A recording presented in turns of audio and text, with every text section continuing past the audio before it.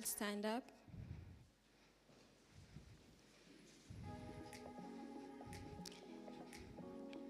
Let's close our eyes for a word of prayer. Our Heavenly Father, Creator of mankind, we thank you for this day. We pray that you may guide us through this session. We give our minds unto you, Lord, and the speaker who will guide us through this session. May this session be of impact in our lives today and in our future, Lord. And this is my humble prayer. I pray by your name. Amen. Thank you so much, Cynthia. Now, the next session is going to be very brief. We are going to read the collection of short stories. We'll begin with the first six stories. So I'm going to invite the following students to take up the seat. Samuel Rob, Rispa, Shelly, Modoni, Mercy, Ian.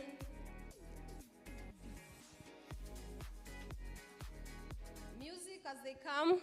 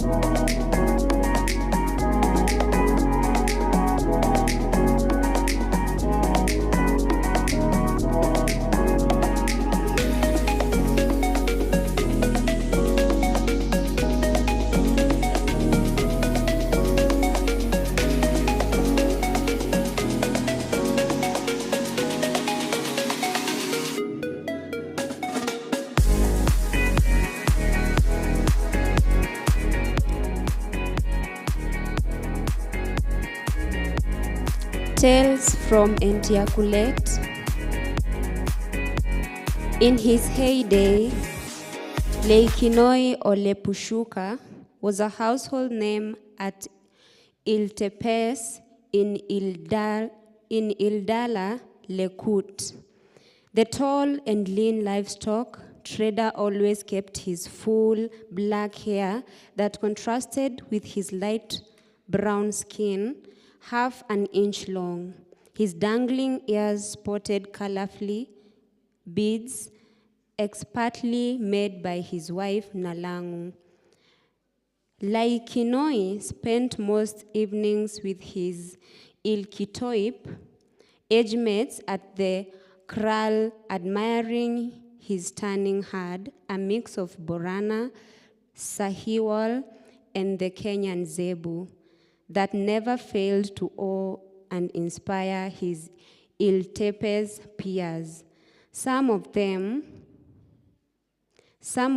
with far less to show off their efforts, enjoyed giving unsolicited advice, and seemed to know what Laikinoi could do to improve the herd.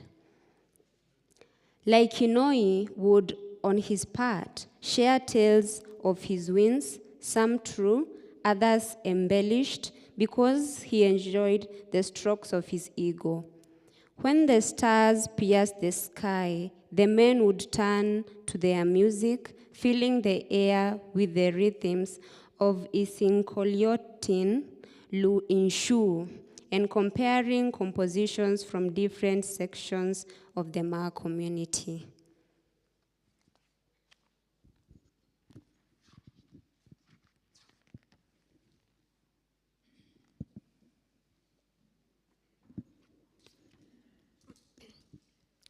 I will read the other woman.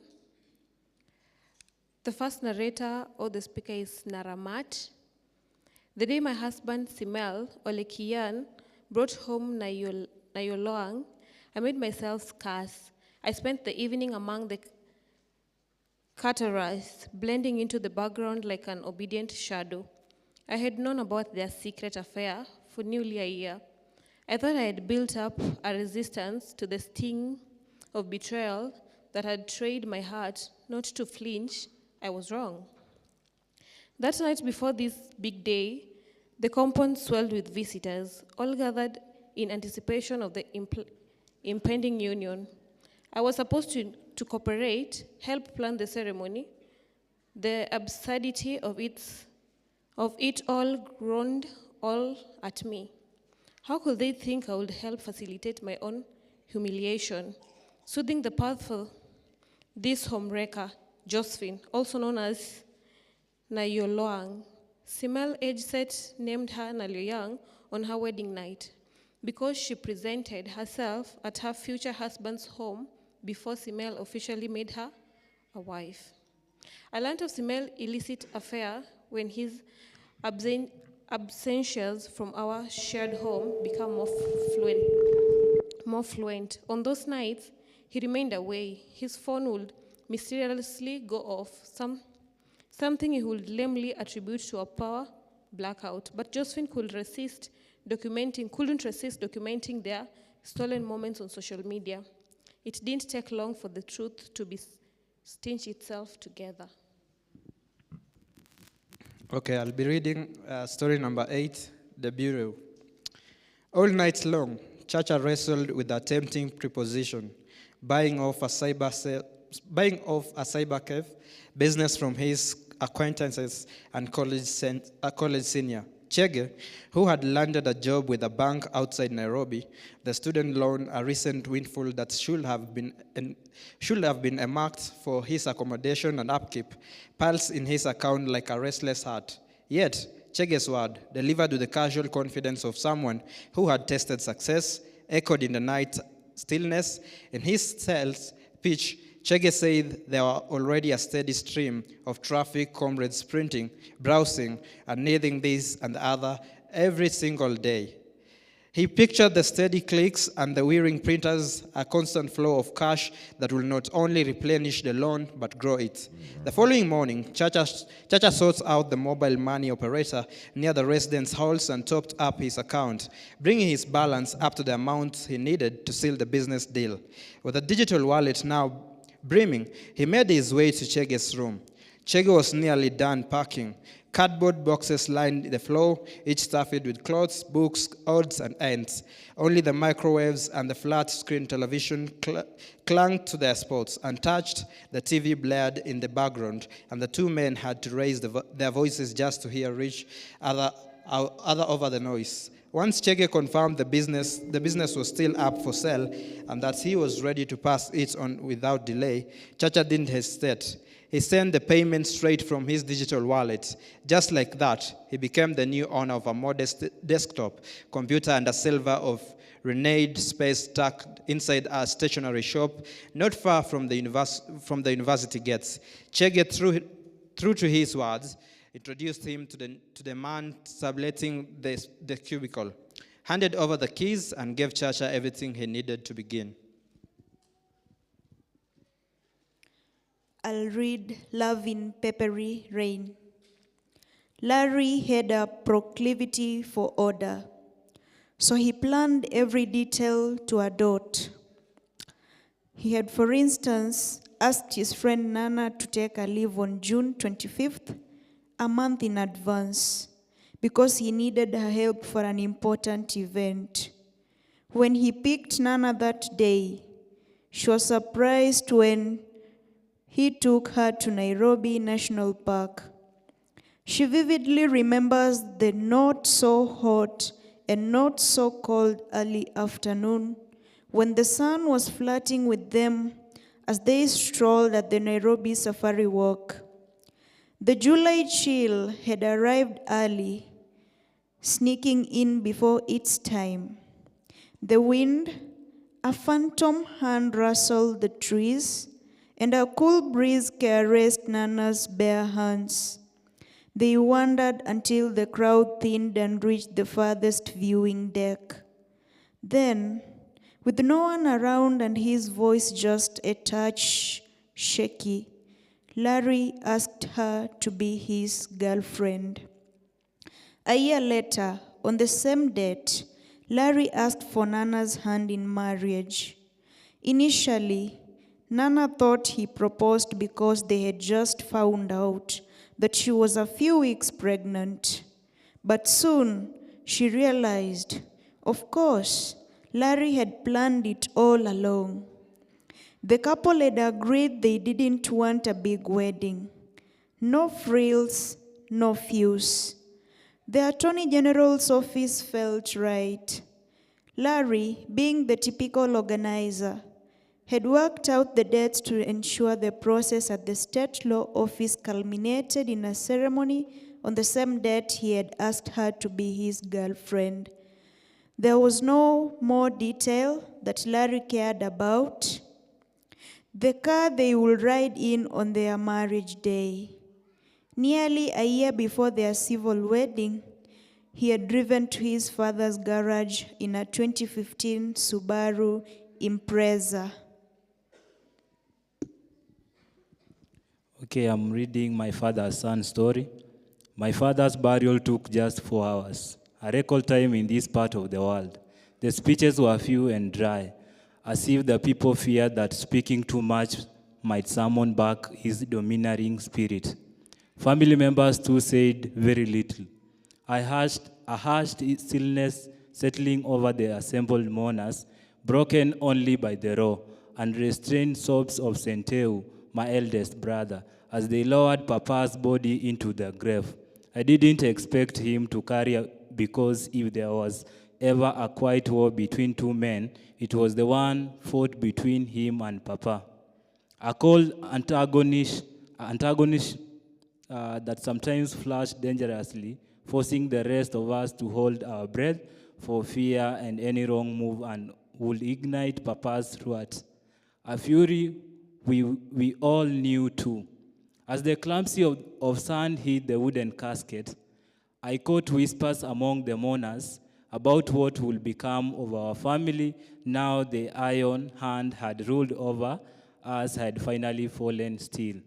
They quietly speculated that we would most likely run away from home to have a taste of the freedom we had always dreamed about. During the funeral, the family sat in one tent directly in front of the casket, carrying the remains of once powerful and formidable man we called Papa. I listened as Papa's younger brother, Parit, the eldest of the surviving brothers, read his eulogy. A recitation of Papa's surviving wives and their children, his voice eventually reaching the name of my late mother.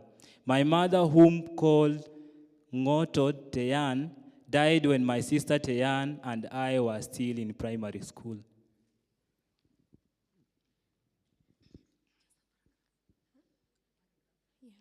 Okay, I'll read the story, The Prophet. The man's eyes stuck to me as I cleaned his ear, a Toyota Pro Box, changing positions whenever I moved. His eyes, a silent commentary to accompany his running monologue about every scratch and dent. He was a first-timer in my car wash, but I could tell he was some modern-day preacher because of his flamboyant dressing and confident air. After taking several breaks to answer the phone, he drew closer and introduced himself when I finally killed the roar of the pressure washer. Let's clap for our students. You can take back your seats. Those are our students of literature, theater and film, students of English literature, students from media, and we were engaging them in the reading of the collection of short stories. So now our next session is very important. We want to hear from Nuria Bookstore, who have agreed to come and partner with Nadupoi to briefly tell us all about the African literature. They tell us about marketing, they tell us about publishing, selling, why people would want to go for self-publications and not mainstream, or mainstream and why not self-publication. So I welcome this juncture the Nuria Bookstore.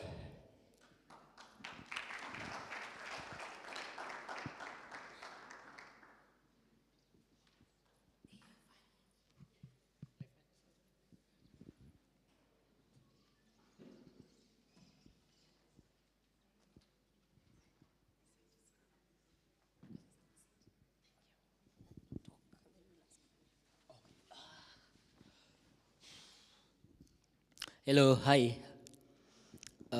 First of all, congratulations to Phoebe.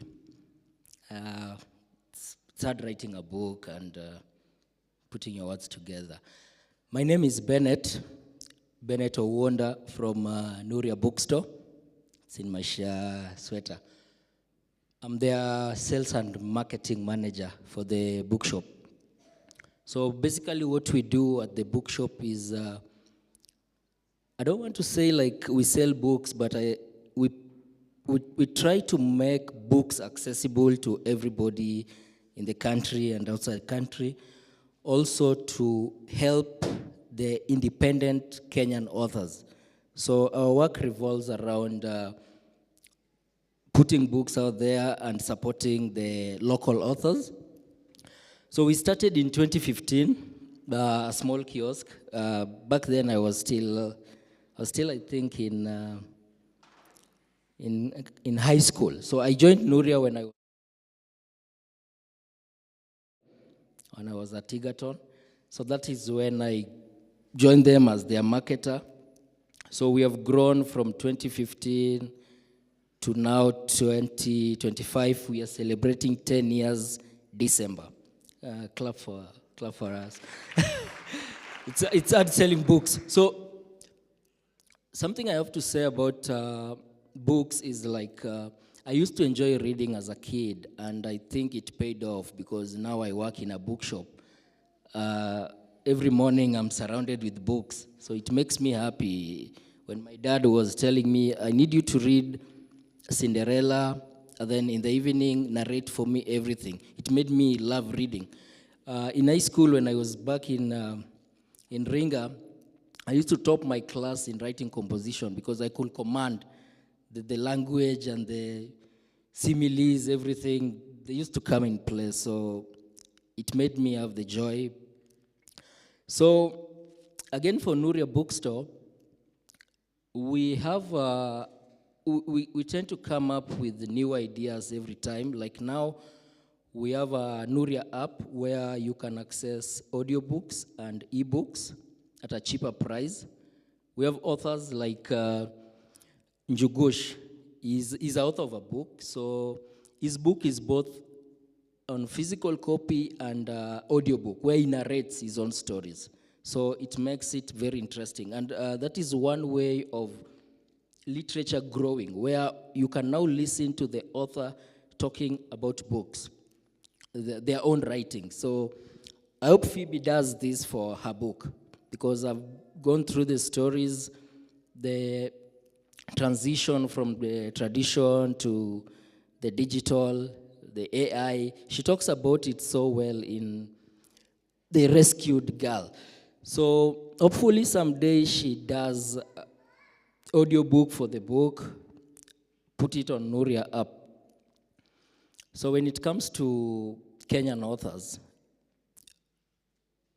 I encourage readers like we to read a lot of Kenyan books because you easily relate to something written by a Kenyan other than something in Atomic Habit. This is James Clear. You have never met him.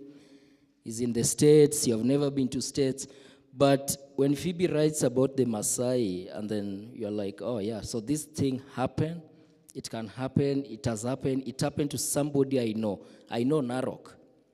I don't know Los Angeles. I've never been there. Maybe it's a fiction. Who knows? So read Kenyan authors, consume Kenyan content, and support the local bookshops. Thank you.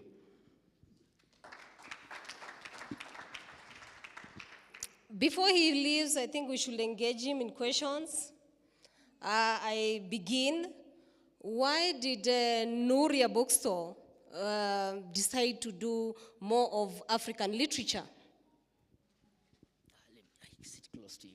Okay, thank you. The reason we did a lot of African literature is because for many years the African writers have been neglected. Nobody gives them the listening ear. Also, the traditional publishers, they used to take time paying authors their royalties. So when we came up with the idea of Nuria, where we could pay authors in time, you can sell your book today, you get paid immediately. So your money is safe. So we started that so that we can appreciate the work authors do. Now we can take questions from the audience. Any question to Nuria Bookstore?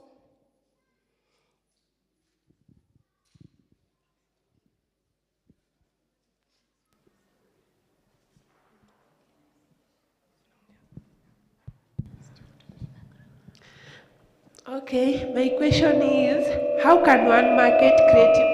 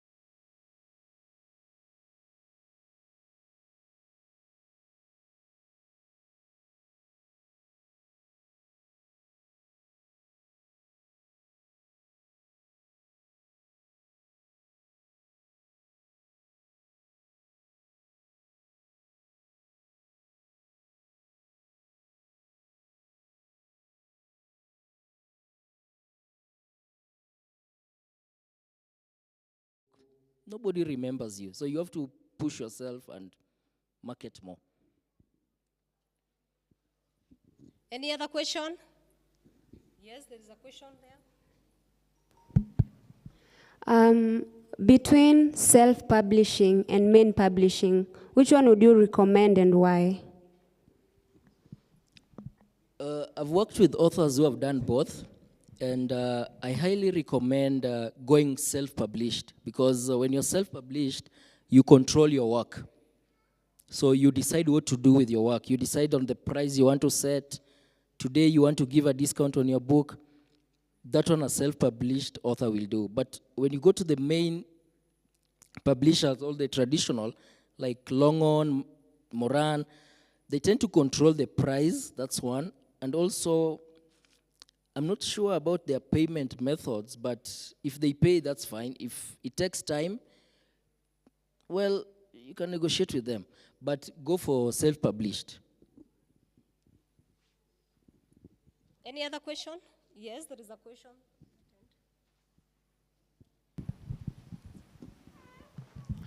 Thank you. My name is Olomunyok Timothy, and I ask this with a personal interest, and I think I just wanted to leverage on this occasion. I'm a poet working on publishing, and I just wanted to get your view as a bookseller at Nuria. How do you think, or what is your rating, perhaps like it has been alluded to by the speakers we've had in the first session, that there is not much of a reading culture among Kenyans. And I understand like many people in Kenya especially, just like perhaps as a rider to the question that has been asked before, their interest in creative works, that is fiction. What is your general assessment of the Kenyan readership and their interests, especially regards to works as poetry, fiction as this that we're launching here today? What is your general assessment or your opinion of how the Kenyan market is in terms of readers? What are their interests? Thank you, Tim. Tim is a good reader. He buys books every time. Asante sana. Tulikuwa na yeye last week. So you see, Tim, you're a reader yourself. So meaning Kenyans read. It's growing. You see, what happened to the reading culture of Kenya, as I think, is the pain of reading, and then you get tested at the end of it. You see, that pain that comes with studying. So it made a lot of people scare away from reading. I'm like, I'm going to read and then I'm going to sit for chemistry. So when I'm out here, I feel like, is it worth it? But I can say if Nuria today is, in December, Nuria is turning 10, so it means the reading culture is growing, you see. Because the growth that Nuria has had from 2015, it's because of the book readers who buy books from Nuria that makes it sustain itself as a bookshop, you see. And then Taiwan is an author, Troubled Sunset, you see. He has written a book, was launched last year, he has sold it, and now Phoebe has written a book. This shows you the reading culture is growing. So we are not there yet, but we are almost there. So we just need some fine-tuning on the quality of books that we produce, the content that we give out there, you see. So with time, when we get all this together, it will grow. And then part of that is when you see the reading culture of the outside Kenya, let me say it outside Africa, there's always that division of everybody has something to do, you see. Somebody like Robi Sharma, his work is to write. So he doesn't care about the sales of the book and everything. What he cares about is writing. The sales and everything, he lives for the booksellers and the publishers. So if Kenyan authors can embrace that, where they just focus on the content creation, they write, and then they leave the others for the booksellers, I think it can diversify everything and it can move smoothly, we can rise. Yeah. Yes. Any other question?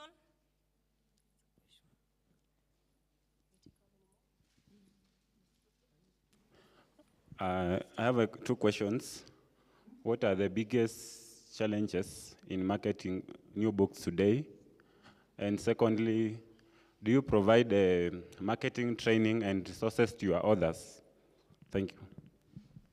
Okay, the challenges we face, you see, there's a lot of marketing platforms that you can use. You can use social media, you can use book clubs, you can use gathering like here, I just sell my book to people.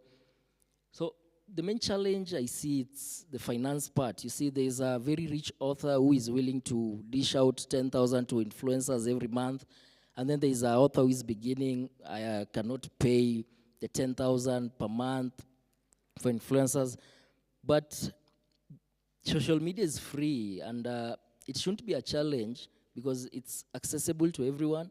You just need to put more work on it, on how you give out your content and market your book. And for the marketing part, for Nuria Bookstore, we try, but it's a joint effort. So there's the bookshop effort, and then there's the author's effort. So we join it together. But if you leave me with the books, like Nuria has 2,000 self-published authors, so I'm one marketer, and then you want to give me 2,000. I feel like that's a lot of work. So it's a joint effort for both parties. Yeah. Two more questions. A question. Most female writers, to limit critique, rather to control their work from being critiqued, they tend to publish their work under a male writer. So for such cases, do they get paid well for their work, or it's the male that got acknowledged, the one that eats the fruits of her work? So that's like a ghostwriter. So I don't know the agreement that comes between a ghostwriter and the author, where I know my name is big, I have a big name, people know me, and then he is a good writer. So I think we can just get into an agreement on how to go about it. So if he can write and my name is big, so it's like what we used to be taught in business school, the quasi-member, using other people's name for prestige. So these, I think I'll just leave it to the two parties. I don't have a clear answer for that. Yeah. One last question. There is one there. Good afternoon. By name, I'm Bonuke Amos, and the question I'll ask is more on the digital side. You say that you'd advise our very own Phoebe to go the audiobook way. So, assuming she does that, what policies are in place to avoid piracy? Because an ebook is digital. Once it's out there, it's out there. What policies are there in place to avoid piracy of someone's creativity? Well, we just need to be honest, people. You know, why steal somebody's work? But because we are not honest, there's a lot of cheeky people, so it becomes hard to control. Because take, for example, when you buy a book in Amazon, and then they have a return policy. You know what a return policy is like? They are given a grace period. If they don't like the book, they can return it, and then they get a refund. You see how that is bad? Because when I buy the book and then I read all of it, or I scan all the pages and then I return that I didn't like, you see, that is piracy itself. And then what we do as Nuria on the piracy part on the audiobooks and ebooks, we have an app. The app allows you to read the ebook on the app. It stays on the app. It doesn't go to your phone. It stays on the app. So you lose your phone, you lose it. Somebody can't download the book to the phone storage. It stays on the application storage. So again, the policy we have is like you can read the table of content, introduction, and then it limits you, and then you now have to pay to proceed. So, but again, people are people. Somebody can take pictures of the screen, but it's a lot of work. So it's very hard to fight piracy at the moment. Maybe someday, but it's quite hard. Because last week there's an author, Kenyan author, whose book was leaked. It was very painful because the book it's not a big book, but it's leaked, so he can't get any royalties there. Miguna had his book leaked, you remember? So everybody has it. They're like, they can't buy it anymore. There are several authors who cry about leaked book, but maybe someday we gain decency as a country and then we don't pirate other people's work. Yeah. And finally, For a young artist who is seated here today, what would you tell them? And this one I'm asking, does creative writing pay? I'll start with myself. It pays. I got employed in second year, so it has been paying my bills all through because of working with authors. That's one way of how creative writing works. So I'm not a writer, but I work with writers and it pays me. Again, it pays so well. You know Joan Tatia, the author of Nairobi Confessions. She was employed at Nation, and because writing gave her good money, she resigned. And now her income is purely from books. There's Jacob Elliott. I think the guy makes around 300 Gs a month. So writing pays well if you're dedicated to it and you really want to make it. So if you're a writer and you're aspiring to be one, go for it. Do it. Give people what people want. Quality, the quantity. Don't give people mediocre, because if you give them mediocre, they won't like. So give them what they want, give them quality, you'll get good money. Yeah. Thank you so much, the Nuria Bookstore. Let's give a clap to the Nuria Bookstore. We should do better than that. Let's give another clap. So our next session is going to be very brief. We are going to interact with the Maasai creative writers. And I don't know at this junction if we will allow Phoebe to join us because we have a session with her. I think we can allow Maison and Chinchoko to join, to come in front.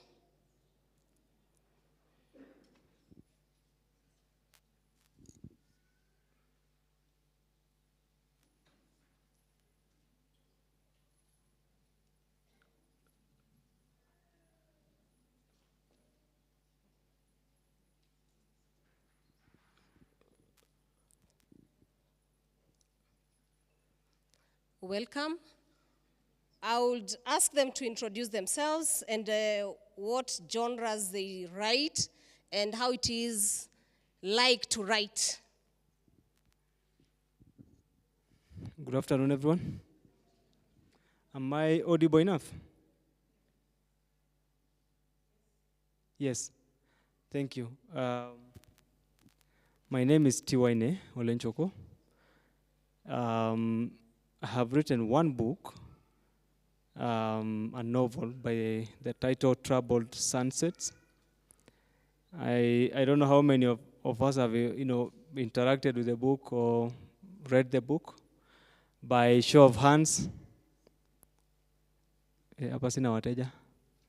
I can see just a few. Okay, so that is my debut literary work, and so far I haven't worked on something else, but it should be on the way in not so long. And so from that very brief introduction, you can deduce that my area is fiction, but is what I would call anthropological fiction, because I tend to reproduce aspects of Maasai culture in fiction. So yeah, that's all. Hello, everyone. I'm Jambo. So my name is Maison Olenkuruna, and I'd like to first congratulate my elder sister, Nadupoi. Congratulations for this amazing job you've done. So I'm a poet, and of recent, I'm also a playwright. I have 2 collections of poetry. My first book is called Writing an Elegy by the River Siape and Other Poems. The second book is called Getorati, Poems from Majengo. And my play, Errant Native, was the winner of the Kenya International Theatre Festival 2024. So I write poetry is diverse. So I've been writing for a long time about land rights, about love, about life, about loss. So I can't limit my writing to a particular line of writing. Same as my plays. The plays I write about history. I'm one person who believes that we've been having our stories told in a kind of way. And just like Tiwaine and I and Phoebe are doing, and other great writers who are here earlier, we are trying to tell our stories, and we encourage everyone to tell their own stories from their own perspective. So thank you. Let's clap for them. We will take 2 or 3 questions, and I want to start. Mason and Njoko, we still have a very wide gap in terms of Maasai fiction. What is your comment on this, or how do we improve this so that we can have more stories coming from Maasai land? Well, I think, first of all, the obvious answer to that is that fiction is not very easy to write, to conceptualize. It might appear pretty simple, straightforward, because people are just telling stories. But if you scan the literature environment, and I actually wish Bennett was still here so that he confirms from what they stock at Nuria, you will realize that most of the publishers, I think he would actually give us a statistic of the 2,000 self-published authors that they stock. I am sure quite a significant percentage of those are other forms of literature, perhaps maybe motivational books and the likes. So number one, I think writing fiction is not very easy. It requires great discipline. It requires a lot of creativity. And this is broad. If you're thinking of short stories, if you're thinking about novels, if you're thinking about poetry, it's not very easy. Number two, I don't think there've been any sort of deliberate effort on the part, especially of our forebears, to nurture, talent, to speak. I mean, if you asked yourself, an author like the late Henry Olekulet, and maybe you, the faculty of Maasai Mara University, can tell us, how many times did you ever host Olekulet here to talk to your students, to tell them what it means to write or what it takes to write? And if I came, 1 or 2 generations lower than that, your very own David Olemunge here. So I think there's been a gap in the sense that we don't have a lot of deliberate effort in terms of nurturing, young people to write. And I'd want to believe that the things we are doing now, because I launched my book here a year ago on the 4th of May, 2024. We are here again today. My son has launched his books in this town.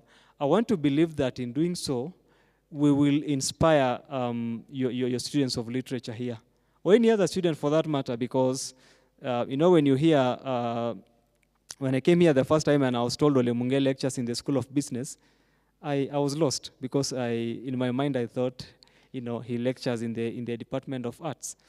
But it just shows you how diverse this the passion, the drive, the talent can be. You don't have to be confined into, you don't necessarily have actually to have studied arts or to have studied literature to be able to write. We have doctors, medical doctors who write. We have engineers and people in all manner of professions. So I think, to summarize and to try and answer your question, in my view, it boils down to those two. And the latter one especially, because it's like writers are in some sort of an ivory tower where people just churn out books, and they are not able to connect with the next generation of writers and inspire them and tell them that, their stories are good enough. There was a time when perhaps the only kind of authors you would imagine in this country were the Ngugi wa Thiong'os, perhaps Meja Mwangi, David Mailu, and the likes. But then there has to be a shift. My stories may not be necessarily the kind of stories that your third year, fourth year, second year students will be able to come up with, but literature is literature. There is no old literature, there is no new literature. I hope I have answered your question. So I'm not going to repeat things that my brother said because I feel like he has captured most of the things we will talk about, like the loss and the gap that there is between different generations of writers, like the late H.R. Ole Kulet, down to us. And I'd love to answer that question maybe in another angle, where I feel like how Madam Ketona has asked, Maa literature. When we talk about Maa literature, every writing represents a particular type of culture, a particular type of lifestyle. When you think about the Agikuyu culture, the first writer that comes to your mind is Ngugi wa Thiong'o, despite the fact that we have so many other brilliant writers who are writing about the Agikuyu culture. When you think about the Igbo culture in Nigeria, the first writer who comes to your mind before anyone else is Chinua Achebe.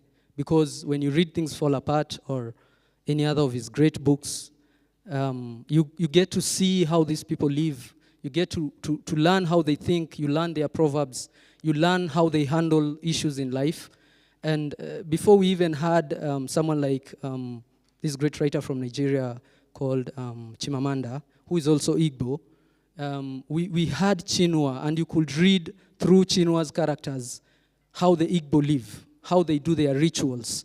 And representing the Maasai culture in writing, when you read books by H.R. Ole Kulet, like Blossoms of the Savannah, because that's what maybe most of you have come across. Ole Kulet has more than, I think, 7 or 8 novels. And I think most of you have not read the other books because this one was introduced in school. But even my friends who are not from the Maasai community, whenever we meet and they have a line. In fact, there was a time there were memes on Twitter where Gen Zs were talking about certain characters in that book, and they were saying the names right. And that kind of made me feel, okay, like, yeah, people are reading things from the Maasai people. And when I talk about coming from Maasai writers, wherever you come from, if you come from another culture, what writers do is that we make sure that our cultures don't die through the writing, because it is writing that brings about film, it's writing that brings about theater, it's writing that brings about even music. So I feel like our job is to do best what we can. When I write poetry, I put my own Maasai words in it that mean something.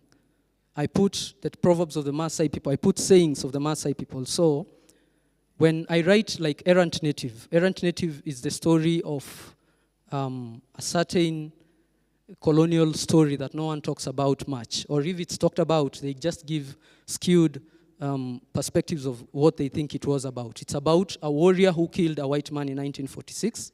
He's called Senteu, and he killed a white man who was a district officer.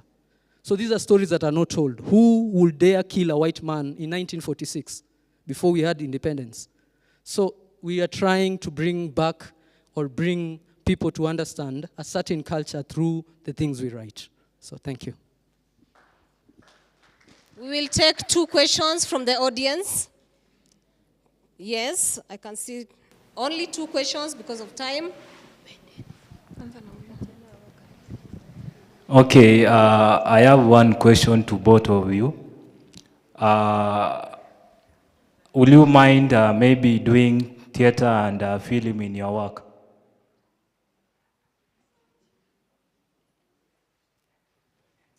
Yes, I'm saying that will you mind maybe doing theater and film in your work?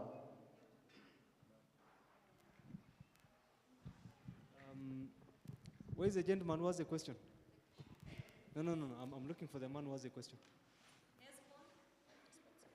Hesbon.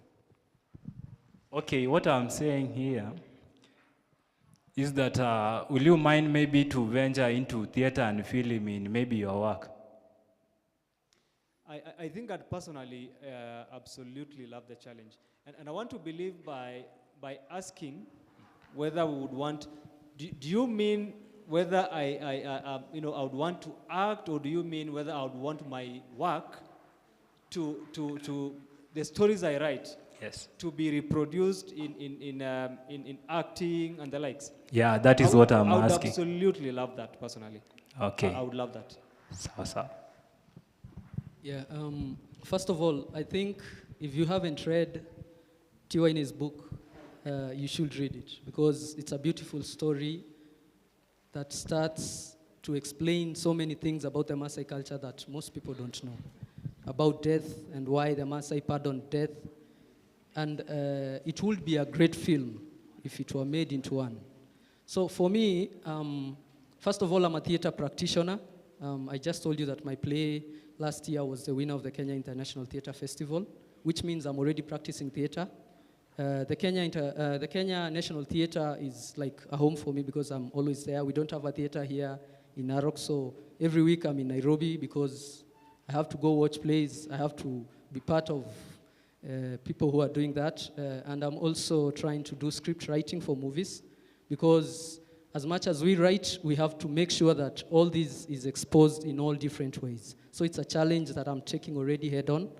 And yeah, it's a good question. One more question. Okay, I am Kiprop Samuel from the Media Film Communication Department. My question goes to both Mason and Taiwan. To Mason, why did you choose poetry genre? And to Taiwan, why did you choose novel genre? I wouldn't have an answer for that. I don't think you can choose which genre to write about. Poetry just comes, I think it just comes, same as writing. Because I've been writing since I was in high school. I've been writing poetry since I was in high school. I've been trying to write long prose, that is short stories and long prose, but I just revert back to poetry and shorter playwriting. So I feel like it's not something you can really choose, but it's just something that comes. Because first of all, I'm not, because in my introduction I didn't tell you, I'm not a literature student. I have a degree in animal science, which means writing for me is a passion. And I'm a research scientist who does literature. So yeah, it just comes with it. I think for me, my choice was informed by what I would call my abilities. I don't think I can write poetry like my son does, or if I am, if I attempted, I think I'd really struggle. Like my son, has said, I also wrote what would have been a manuscript, the first such work, when I was in high school, and that introduces to you the angle of interest. What interest do you have? I'll tell you for a fact. Even when I was a student in high school, I always had the inclination for novels. I don't think I read poetry or even short stories half as much as I did. I did novels, and I read quite a number, because I remember the first time when I wrote a good composition when I was in primary school, I think should be class 6 or 7, I was given a storybook. And perhaps maybe that had an influence, because if my teachers noticed that it was a unique gift, I was inclined to believe them, and I think that perhaps was maybe when the first seed was planted, and it just kept, going and going and going. So I think it's also a question of assessing your own capabilities, because if you want to do something, then you would most probably want to do that which you are best in. Thank you. Now let's clap for Nchoko and Mason as they take their seats. thank you so much, and the challenge has been posed to you. You think about theater and film as a genre in your works. So in our next session is going to be now the guest herself. And before we do it, I think we should have some music. Some music kidogo.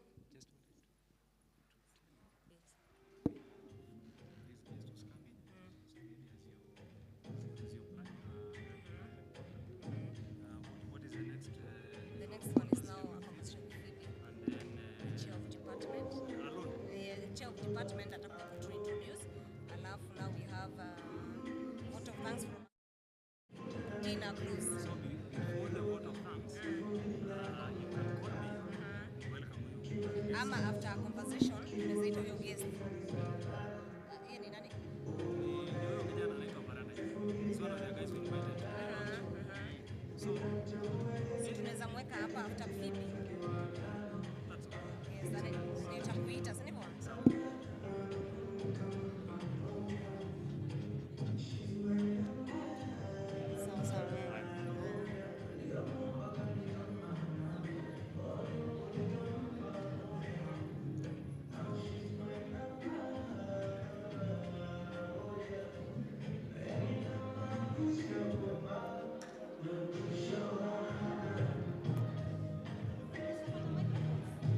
Microphones zingine. Nataka kupata microphones. Oh, sawa. These ones are just camera crew. They don't know anything.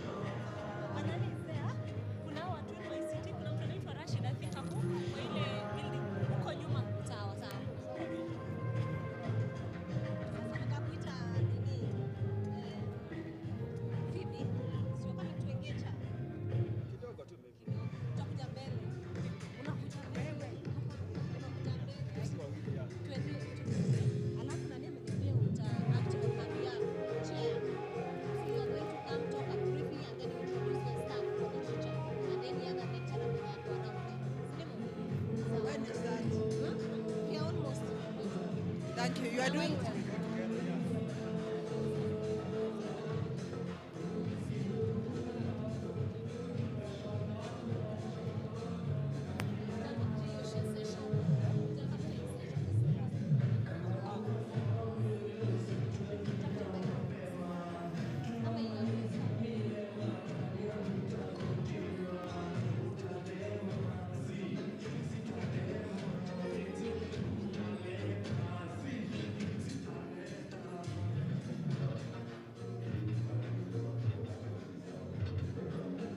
Let's do this. Tumalize hizi talk sessions.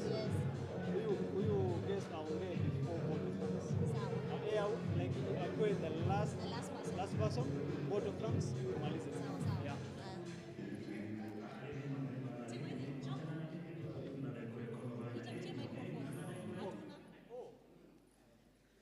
Thank you for that music. Now, this is the session, and this is a very serious session because we want to have a conversation with the author, Phoebe Nadupoi. And before I bring her, allow me to bring in Professor of Literature. When this man is around, I'm not even supposed to talk. So Solomon Waliaula, welcome to engage the author. Dr. Amimo Maureen, welcome. And now we invite Phoebe Nadupoi to take a seat.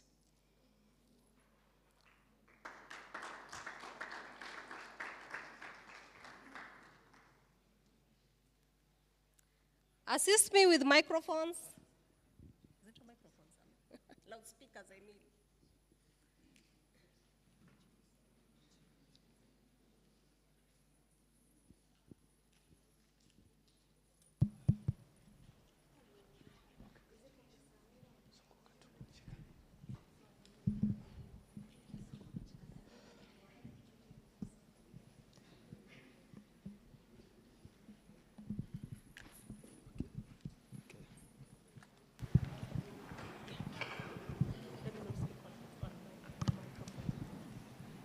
Welcome to this session.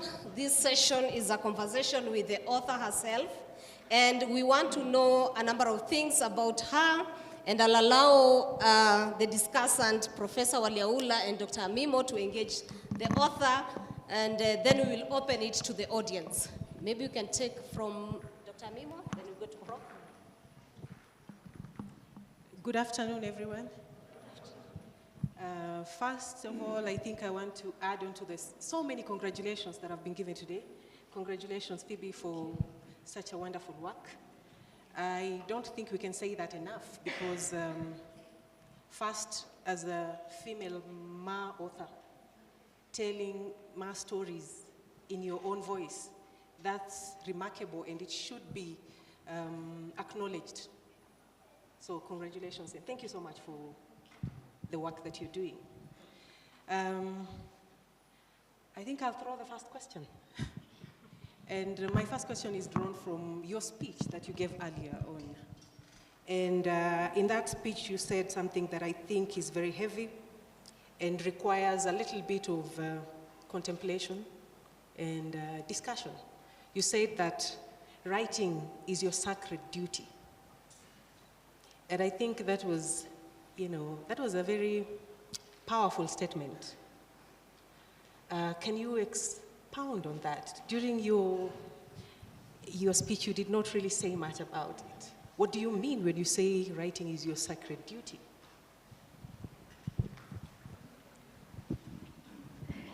Let me give a little story. I love literature. I really love literature. And I believe that literature holds the transformative power. It gives us an opportunity to think, to question, and it's really a privilege to get to write. A few years ago, I met a professor who came to Kenya for a conference, and he told me he needed to go to church. So as we went, he's of Nigerian descent, but UK, I think, citizen. And so I was intrigued, and I think just like a couple of years before, Lola Shoneyin had done The Secret of Babasegi's Wives. In other areas, it's called The Secret Lives of the Four Wives. And so we discussed, and he hadn't come across the copy, but we said maybe you can go and read, and we discussed a number of authors we both knew. And I had another encounter with my boss, and he told me, I think you really need to change the kind of things that you read. Because, like as a senior person, you read Blue Oceans, read, those how to do books. And I realized, but I don't really connect. I think for me, literature speaks to me. It pushes me to think. It helps me to look at the world very differently. And so when I say that it's a sacred duty, it's because I really feel it. The duty of literature is to hold the mirror for society. And I really think it's a sacred duty if you get to stand at the other end and hold that mirror for people. Not to show them the way, not to tell them here is the way, but to help them to question, to help them to think, and come up with their own solutions. Yeah, I don't know if that quite answers, but something like that. Professor Waliaula? Yeah, thank you so much for that. I was here before, so I'll just ask her the question directly. Yeah, and I want to connect to the other question. You said you were inspired to talk to people about the experiences. However, now like creative writing person, and you had a proposal kind of from the beginning. There was a concept you had for these short stories. You didn't just start writing number 1, number 2, number 3. No, there was a concept. There was a kind of scope. You said I'll move this way from this far to this far. So did you have a concept that was to be a spine for the short stories? And what was your scope? Because I saw like you had stories that moved from the a burial, for example. Then you had a marriage ceremony in 2024, June. So where was the scope? very interesting. When I worked on many stories. Some of them didn't make it to the book because when I was looking at them, either they required me to think more. Some of the stories here are old, and I didn't write them all at the same time. The Rescued Girl, I wrote The Rescued Girl during COVID in 2020, and I wrote the other stories in between. You know, like I would write pieces and leave them just because I write. Sometimes I write for myself. I go back to what I'd written and see whether I like it. So there was really no script in my case. It's about things that move me. When I first thought about The Rescued Girl, I think I was in campus, either first year, and I had seen there was a lot of issues about rescue operations. And the observations I made, some things that I questioned in terms of, more like in terms of process, not the actual act of rescuing, but the how of rescuing. And I have many other, similar instances. There's a story about COVID-19, or rather, not really a story about COVID-19, but one that touches on COVID-19. Again, I happened to do a project for IMLU on the conduct of police around that time, alongside my colleague called Edward Okello. And when we were doing it, was supposed to be a desk research, but I felt the need to actually go to Huruma. There was a boy who was shot by a stray bullet, and I wanted really to go to the ground and feel what exactly are people, what do they feel, what are they going through? And I think that was the first time I felt perhaps there is another way to go about this. And so when you look at some of the stories I have written, it's about things I'm uncomfortable about in society. And so the late Binyavanga Wainaina, one day I'll write about not this place, but this issue. And so I kept getting that. But sometimes the ideas are really not connected. So this time when I said I needed to do the collection of short stories, and I started working on the particular stories I was doing, I also just surprised myself when I realized that there were certain patterns in terms of their stories that really gravitated towards women issues, how they are navigating challenges. And I realized there are a lot of, I think half of the stories in my book relate to issues of dynamics of power, be it by the church or by the state. And so there wasn't a pattern, but because probably of experiences or orientation and the things I have observed, I realized I need to write. And so as I'm organizing the story, I'm like, oh, there's actually a certain pattern. Yeah, but there wasn't a concept, actually. I was just writing because I love to write. Yeah. Yeah, Phoebe,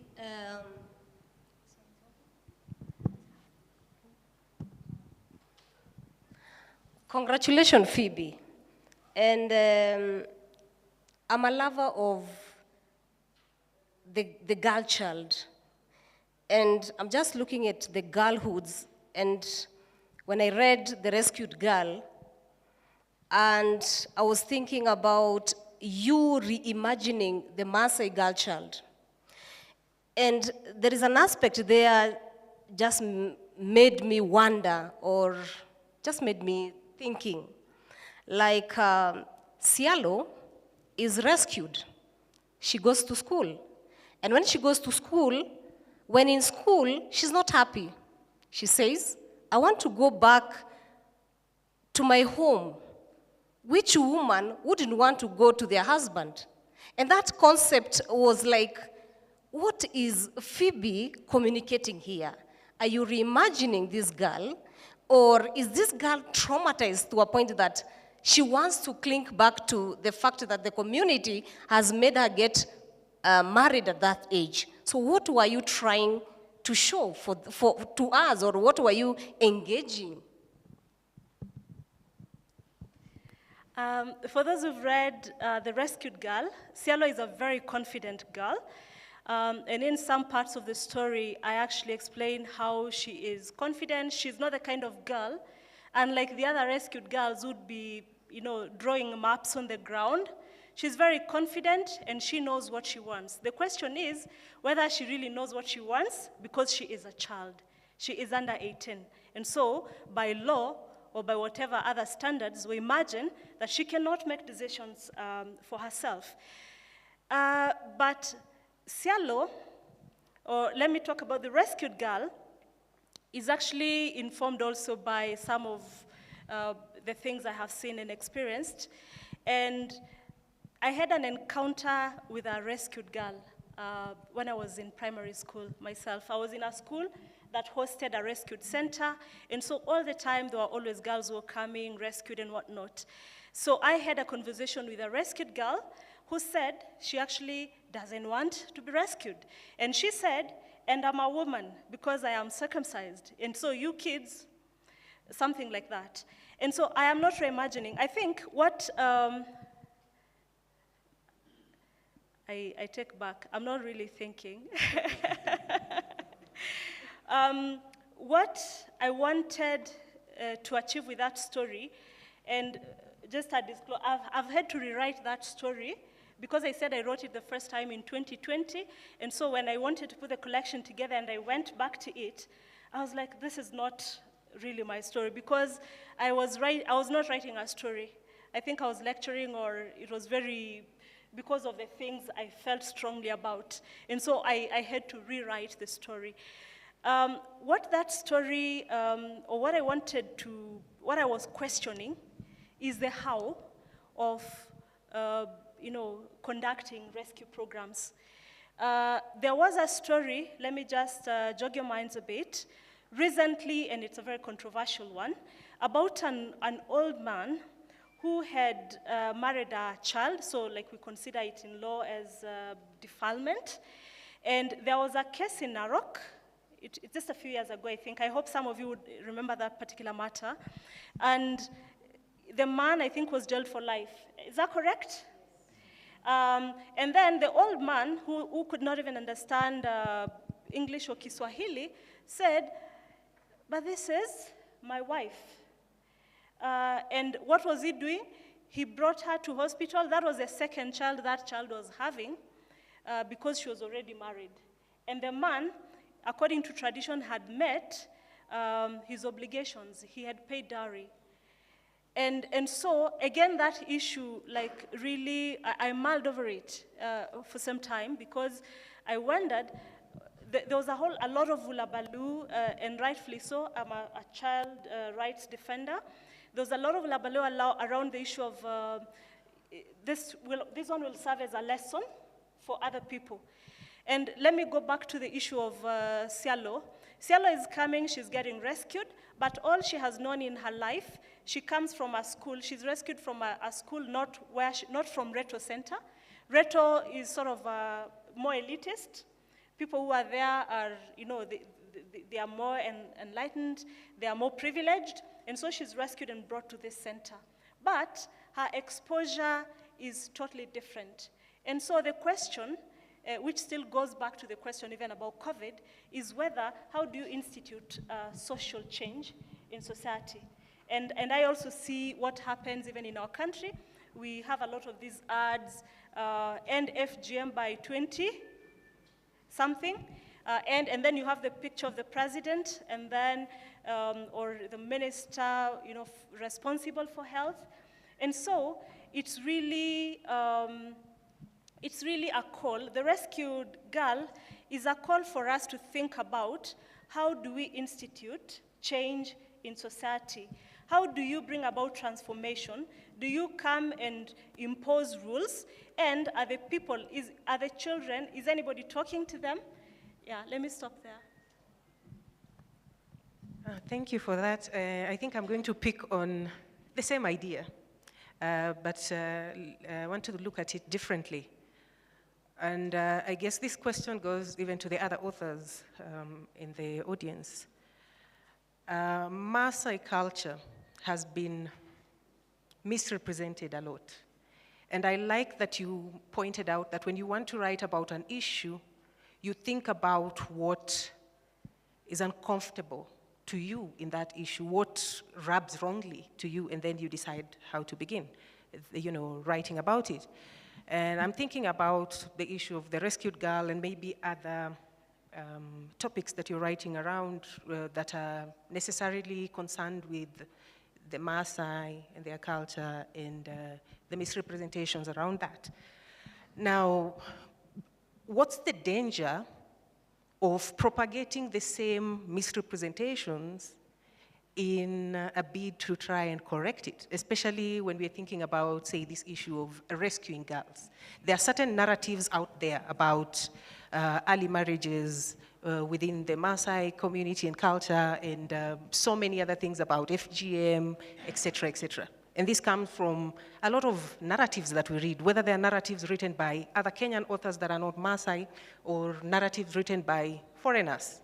Especially because if you think about how the Maasai culture has been seen in the world of tourism, there's a lot of, I want to call it dark tourism around Maasai culture, because the whole point is everybody wants to come and take advantage, exploit, and use. And I think the same happens also with narratives. Is there a danger of you also falling into the same problematic misrepresentation, writing of the Maasai, because it looks like what is misrepresented sells more than what seems to be, speaking the truth? I don't know if I'm making any sense, but yeah. And I hope I've understood you, Dr. Mimo. As I seek to write, like I said, I write about the Maasai culture, or rather, there is no way I can avoid it because that's who I am. But I also realize there are many more things, besides being a Maasai. And as I write the stories, and you will see it in my collection, there are stories that are so beautiful about the Maasai culture. There are also stories that are, this is something we need to, to address as a people because it's not as beautiful. And so in my writing, I write to tell my truth, to tell the story. And so my goal is actually not to correct. It is just to tell my truth the way I know it. It is also not to romanticize and make it look, a certain way. And neither is it to demonize so that I can get attention. It is just to tell my story the way I know, the way like to put my truth out there. So I don't know if that is sufficient safeguard. Yeah, I want to pick up from that point and just ask you, maybe reflect on your experience. You as a Maasai, but also as somebody produced in modernity, you are really modern. You've had experiences that took you a bit, not away from Maasai culture, but you are multiple. You are many things.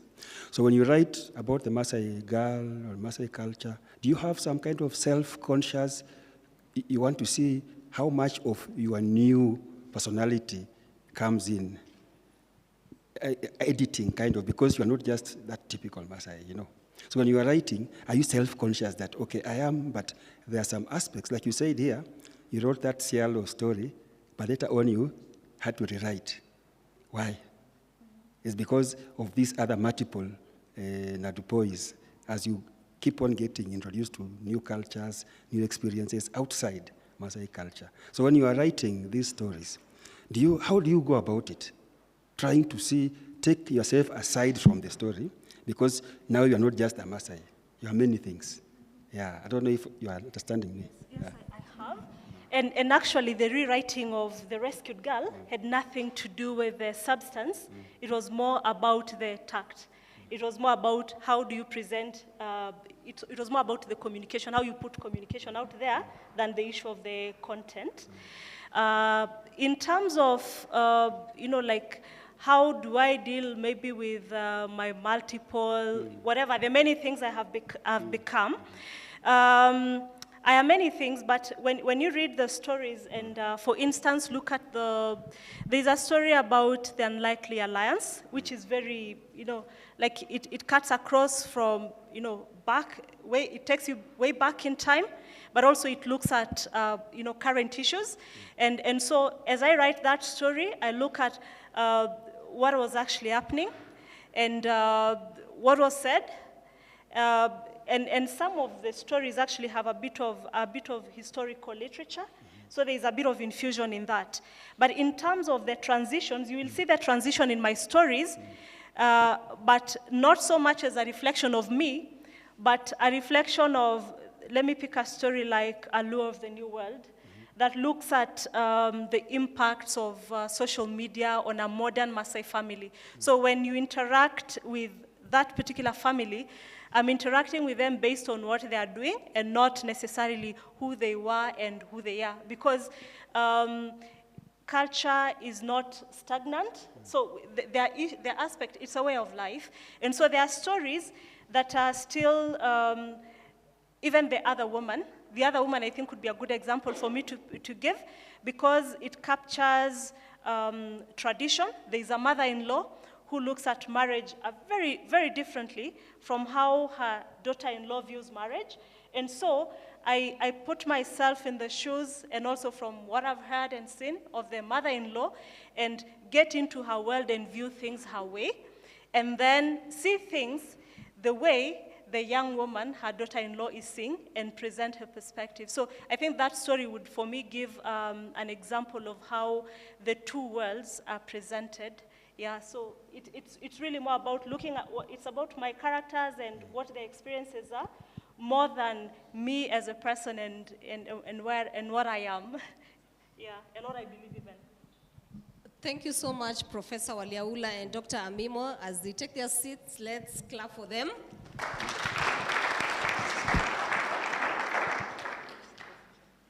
I'm going to open the session now to the audience. You can give a comment, a question, a review, maybe you've read, and I'm going to take around 3 questions. There is a question there.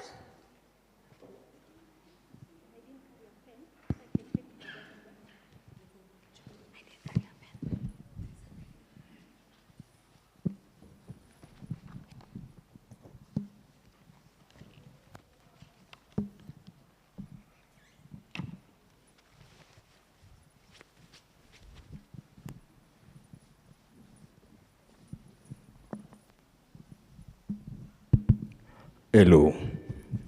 Hey, Phoebe. I just first want to take this opportunity to congratulate you for the good work you've done. I think we somehow shared this before even it happened. And once you bring the story of Baba Segi wives and the 3 wives, Segi, the first one, Femi, and Tope, my first question will be, do you feel like your book will represent the voice of the underrepresented people, most of the rescued girl? Like, do you feel like it has the potential to actually speak on behalf of the underrepresented voices? The second question is, your work is quite distinct, I'd say, from most of the Kenyan and Maasai authors that I've read. I'm a lover of literature and books, and I've always said that we cannot all be Robin Sharma or all the motivational authors that are out there. We need something that is far beyond what motivation is. It's what you bring onto the table. Do you feel that the audience, most of the Ma audience, are ready for the work that you've produced? Do you feel like we will be able to consume and understand what this book has? Thank you.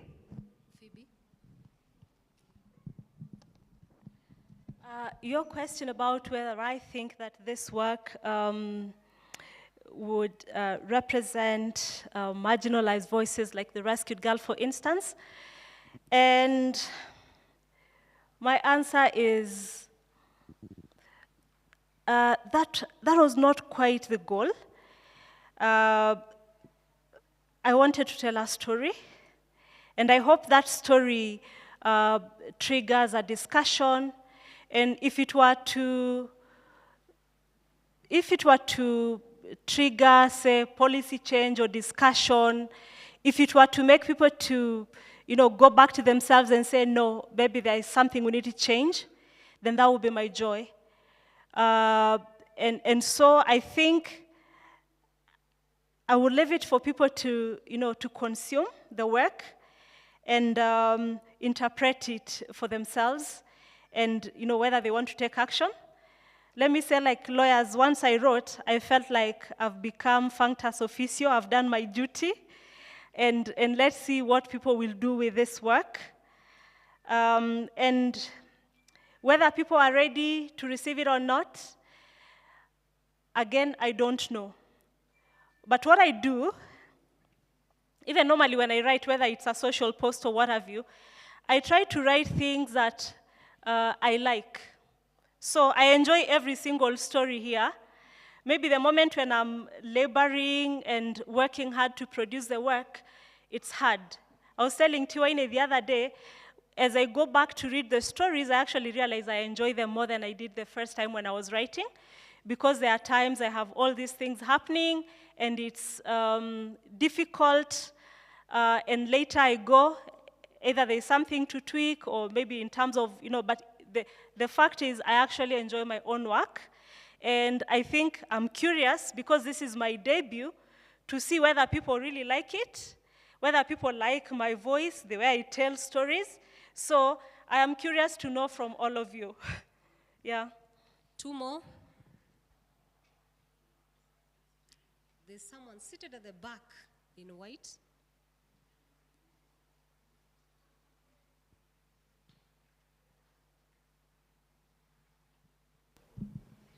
So we continue to congratulate you, Phoebe. And my question is, are there some, in the stories, are there some aspects of your life that are being captured? I haven't captured any aspect of my life, but you can see that every single story is it's something I relate to. And there are stories I've written because of the things I've observed. I said Love in Peppery Rain is actually inspired by a friend of mine, the designer of this book. You heard that the rescued girl is something I witnessed and experienced, and so it triggered me. So for me, I consume information a lot, and you may be talking here, and I listen to you, and then it triggers an idea. And then I say, I'm actually going to write about that. But sometimes it can just be a trigger that gives me an opener, and then the story takes me to a completely different world. So yes, these stories are somehow they are from familiar things, things I've experienced, or not necessarily directly. And I'll give you an example. There was a time I was at a function, and there was, I went to help, and there were these women talking, and there was an issue about so-and-so is getting married to another wife, and a woman remarked, oh, I will not accept if my man is marrying, and another one said, but she's marrying a graduate, that one I will welcome. Also things about even what isn't your husband giving you. I've heard that kind of statement before. And again, it speaks to the different generations and what the needs perhaps in marriage are. So all these things are inspired by things I have heard and things I have seen. But so far, there is no personal experience. One last question from Dr. Kenneth Othiambo.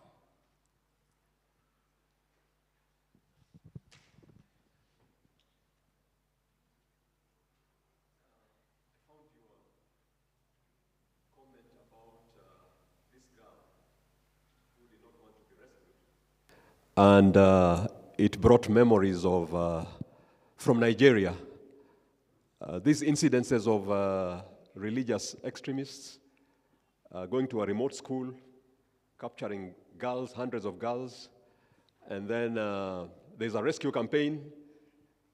And it was very interesting that some of the girls refused to be rescued because they got attached. The captive gets attached to the captor. the oppressed gets attached to the oppressors. So I found some, I don't know, it's psychology.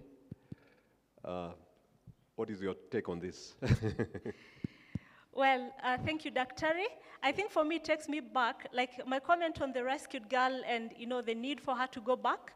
That's all she knew. And maybe all the people she had seen got married, and it was a good thing because they do what they call kufungua kabati. You're given crockery, house stuff, and it's an exciting thing for a young girl.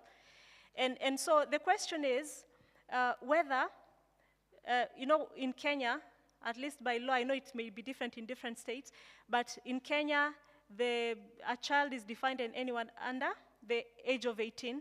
So the assumption here is that that person is not able to make, decisions. And I think what this story is telling us is whether the approach of rescuing is the right one. Even the issue of, say, COVID, when police come and beat people up to wear a mask, whether that is the best way to make people to appreciate the need to wear a mask. Or in the case of those indoctrinated girls, whether, like there is no, if you have been indoctrinated, I don't know if whipping would cure that. Maybe you need another form of indoctrination. So I don't know, it's something for all of us to think about. Yes, Phoebe, I have read Tony Muchama's works. Tony Muchama is a lawyer.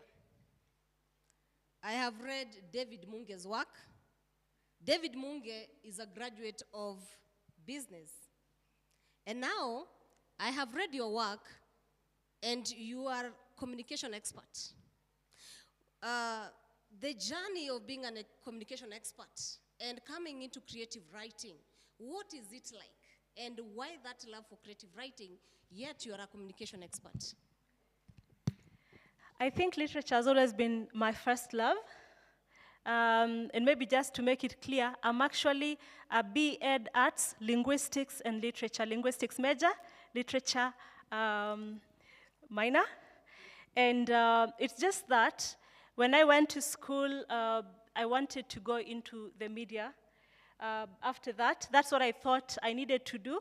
I was on scholarship, and the people who sponsored me said, you need to take a course that can give you a job quickly so you can again help your people out of poverty. So that's how I ended up doing linguistics and literature. And then I had a short stint in the media, left. It was more of issues of bread and butter. The money wasn't enough. And I got into a different space. Like for a long time, I've worked in the governance sector in Kenya, but doing communication work. But I always gravitated towards, literature. I love the arts, and I love telling stories. And for a long time, this book is actually a dream deferred for a long time. And there were many factors in between. One of them was, I felt I hadn't found my voice. I remember one time I met one of the great people who taught me, the late Professor Wanjala, and he told me, and it is your time now, you need to start writing. And that's what I'd always wanted, but I really felt that I had not found my voice, but it's along the way the magic happened. And now when I read my own works, I feel like I can recognize them as my own works. But there was also something else. Working in certain spaces has a way of making you, like not closed. I felt like I was very conscious because I was in a certain space and I was not myself. I couldn't tell stories the way I want. There was a form of self-censorship.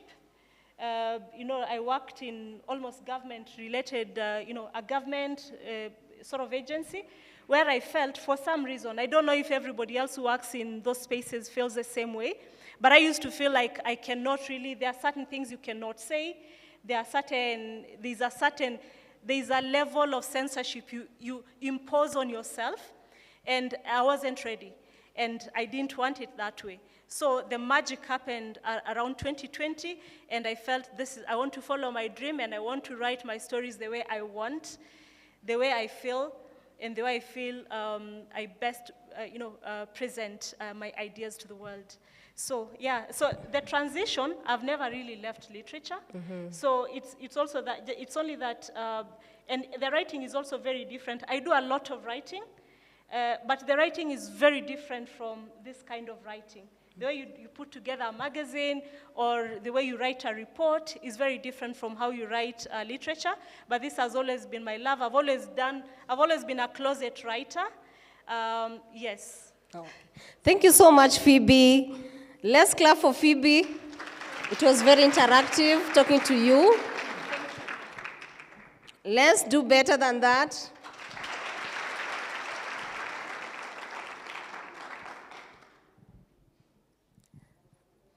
The next session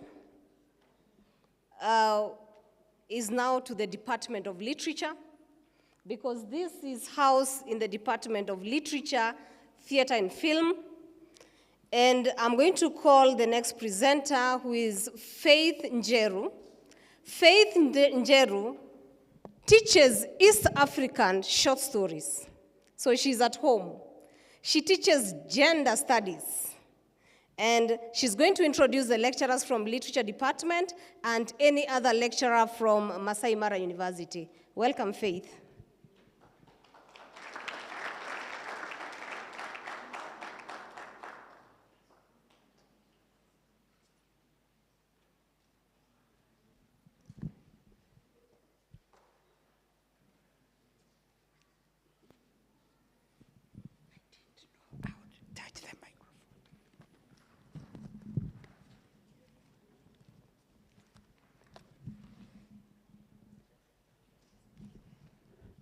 Thank you, Anne, for giving me the opportunity. I had no idea that I would touch the microphone. Congratulations, Phoebe Nadupoi.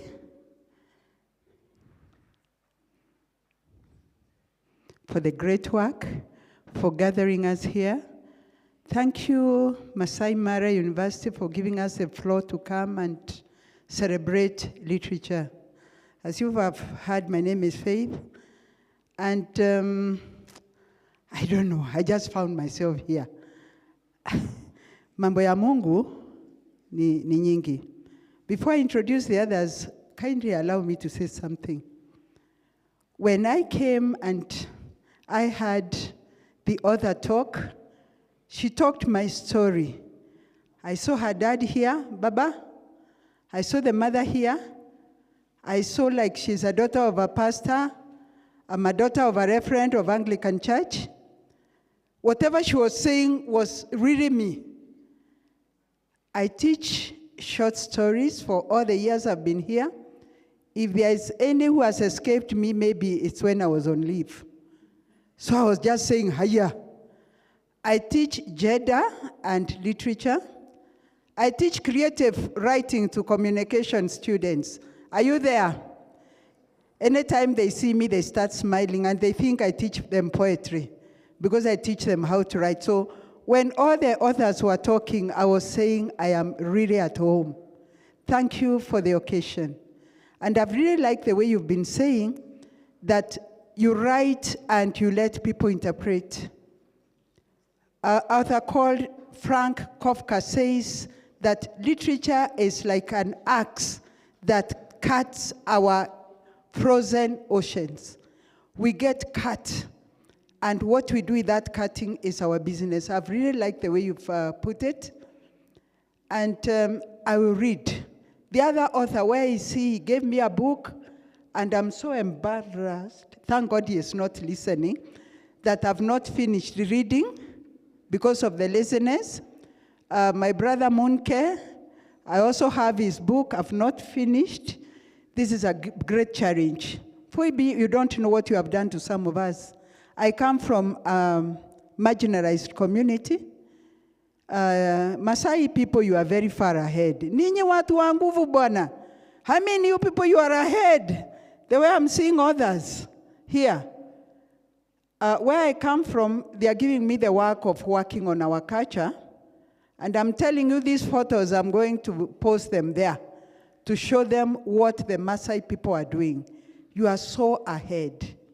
This is the way, people coming and loving their culture, and this should be a wake-up for all of us in Kenya. Let us start writing. My students, my sons, my daughters, I can see, and I see so many of you writing and bringing to us.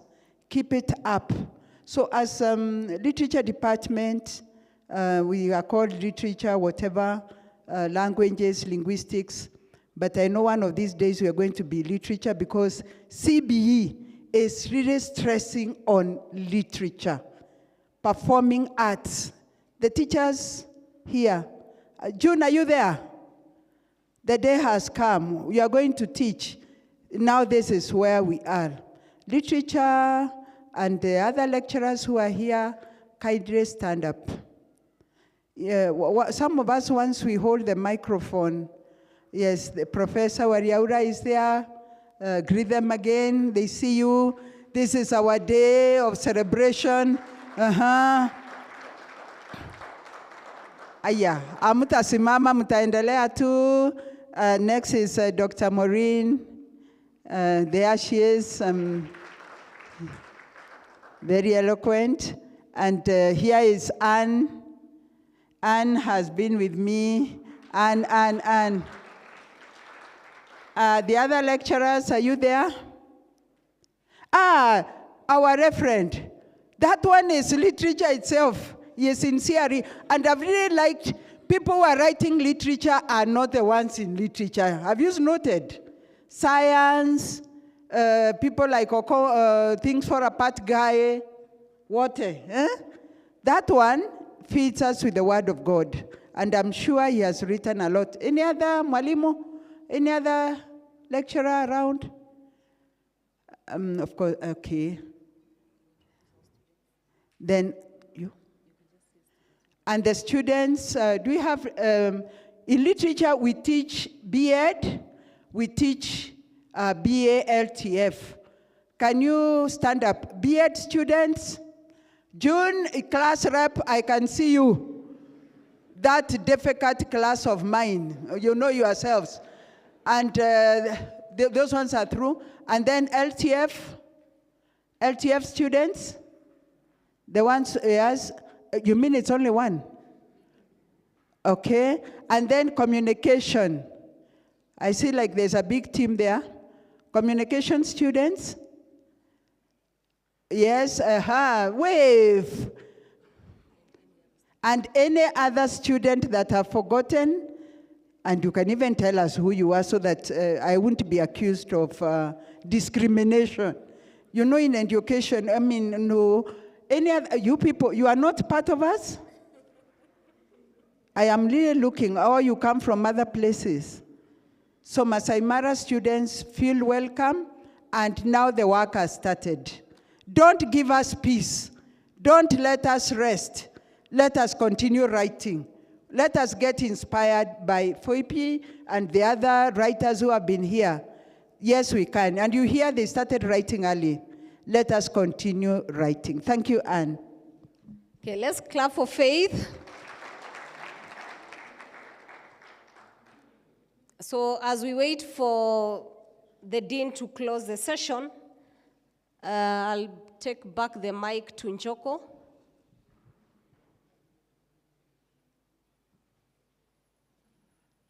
And before he gives his remark or introduce the next person, your moderator has been Anne Lanoi Keton.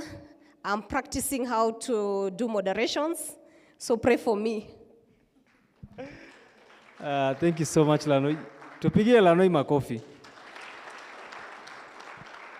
Hiyo kazi ya moderation naona saa hii ukitafuta utapata hata kesho. You're doing very well. Now, I know it's been a very long session and we are tired, perhaps even hungry. Kuna chakula. If that's consolation, there is food. Lakini hawa watu wa chakula pia wameanza kuniharakisha, wameniambia kujeni haraka. So this is what I want us to do. As Lanoi prepares the person who will come here and give us a closing remarks and vote of thanks, I want to introduce to us a friend of ours and one of the guests we had invited here today. Lakini sasa nimeona Dean amefika. Lanoi, what was the plan? Does the Dean say something? Because I can give the Dean this opportunity if that was the arrangement, and then I'll introduce the guest after the Dean, and then we finish. Professor, Lanoi tells me you are supposed to say one or two things. I don't know if that is the case.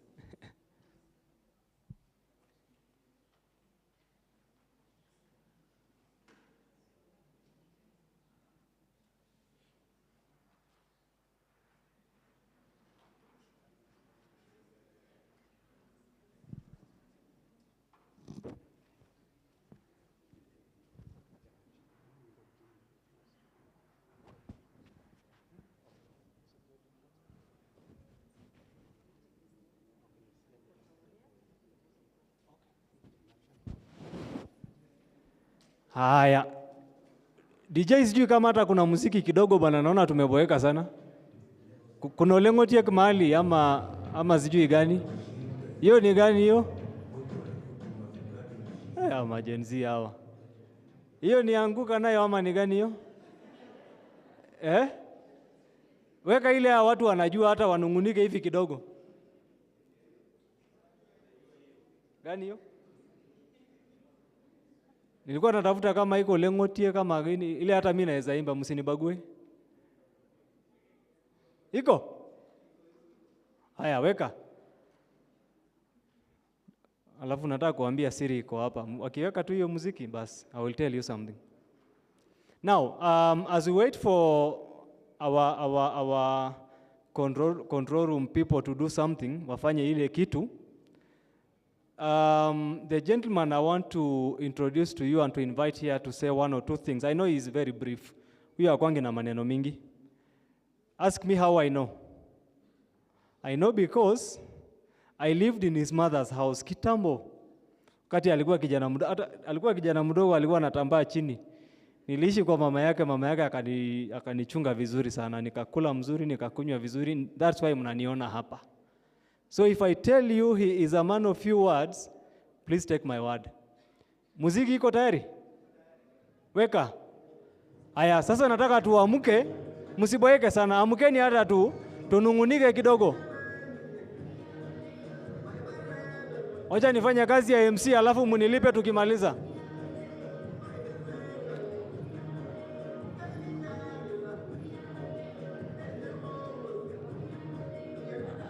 Aya, hii kiti ya mbele ama the next one, wale mnaweza mna dance kidogo.